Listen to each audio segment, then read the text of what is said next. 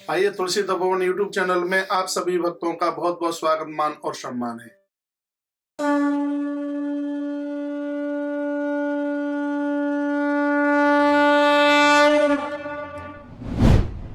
क्या लिखा है कि मुद भ्रस्त भस्म चंदन धस्त धारिये तिलकम ध्वजा भाले त्रिपर्ण कर्मांगम केस पर्यंत मुज्ज्वलम। ब्राह्मण किसी भी देवी देवता का भक्त क्यों ना हो, भगवान कल्कि कहते हैं कि ब्राह्मण को त्रिपुंड रोज लगाना चाहिए। चाहे राम का पुजारी हो, कृष्ण का पुजारी हो, कल्कि भगवान का पुजारी हो, किसका भी पुजारी हो, तिलक लगावे, जो भी कुछ लगावे। ये हमने नई बात सुन ली कल्कि पुराण में, हमें बहुत मलूक लगी।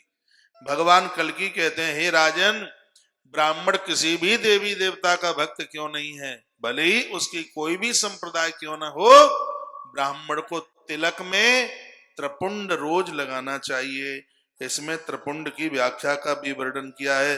मृद भस्म चंदना दस्तु धारिये तिलकम ध्वजा भाले त्रिपुंडम कर्मांगम केस पर्यंत मुज्ज्वलम। त्रिपुंड लगाए तो जब भौते लेके जन्नोते माथो पुतो, भाल केस के नजदीक लिखा हुआ है।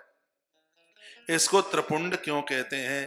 पुण्य अंगुल मानस्तु, एक एक रेखा उंगैया जितनी मोटी होए बितनी बड़ी मोटी लकीर होए। उंगली जितनी मोटी है इतनी मोटी एक एक धारी, तो ऐसी 3 धारी लगी होए।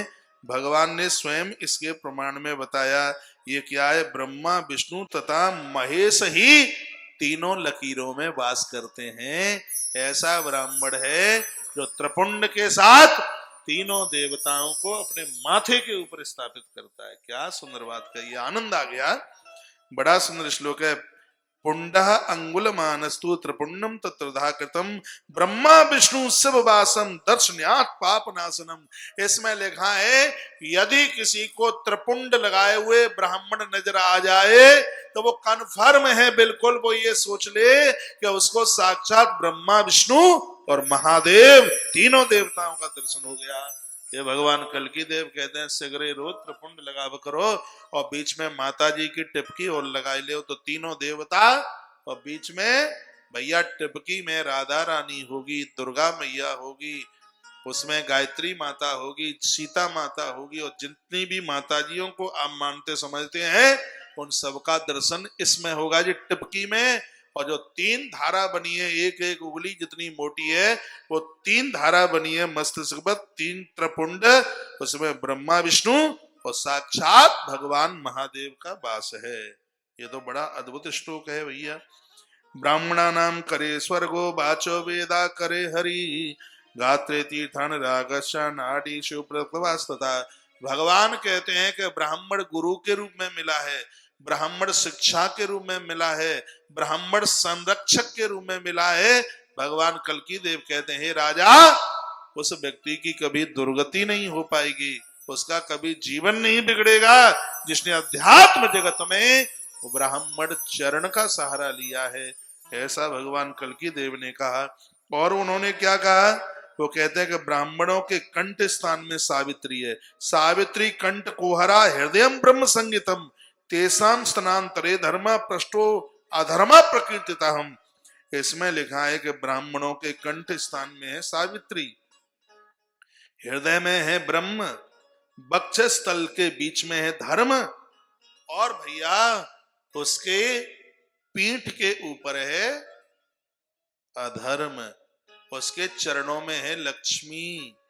तो ब्राह्मण के चरण छूने से भैया संपदा बढ़ती है, इसलिए उसके चरणों में वंदन किया जाता है, प्रणाम किया जाता है।